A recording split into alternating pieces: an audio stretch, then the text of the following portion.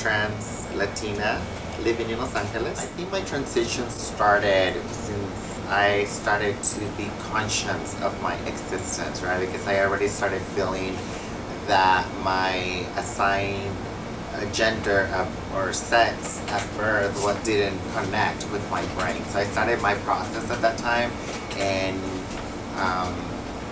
started to explore probably at a very young of 8 years old, even younger. Like I would put my mom's dresses on and run around the house, right, singing and exploring my gender identity. But it was when I came to the US when I was around 16, 17, when I met other friends and I started like dressing up on the weekends, and that's when I started to know that that's who I really wanted to be.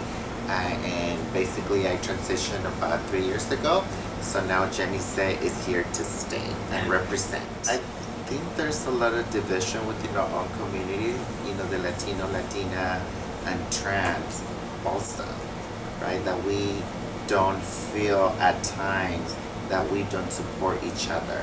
And instead of helping uplift each other and continue to build more leadership that we need so many more in this system, that is, instead of making opportunities easier for our community, is bringing more, it's making it tougher with this anti-immigration laws that makes it very difficult for us to survive, especially the transgender community. I used to have excuses that were keeping me from actually living my authentic self. Like I will see my mom, because I grew up with a single mother, very traditional Catholic, and I always said, well, she's not gonna like it if I transition. But I think in the end it was just my own fear of not really breaking free that was putting that excuse. And then also, you know, brothers and sisters, then you know, have job. So these are all excuses that for many of us it's difficult to kind of break away from. But I think at the very end of the day, like I mentioned, I think it's within us that we have the power to just liberate ourselves and just be who we are.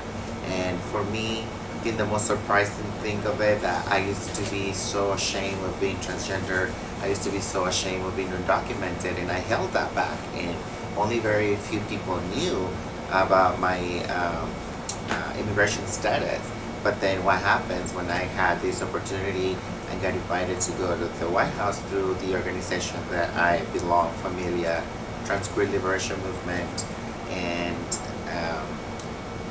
going into this space right at the White House is when I really said, like, do I even disclose who I am, and do I keep it to myself? But I think it was meant to be said at that specific moment, and that's when I truly, like, basically liberated myself. Like, I broke free. I want to close it with this that I've been sharing, and I think it's very meaningful, that my mother one day told me, like, you know, you were born, when you were born, you didn't have a vagina, so you will never be a woman. So that's very hurtful, right? But you go through your life, you go through your journey, so when you finally break free, then you finally connect with who you are. And now she has told me it was very difficult for me to accept your transition, to accept who you are, but you have challenged me and have basically opened a new light of what it means to be a woman.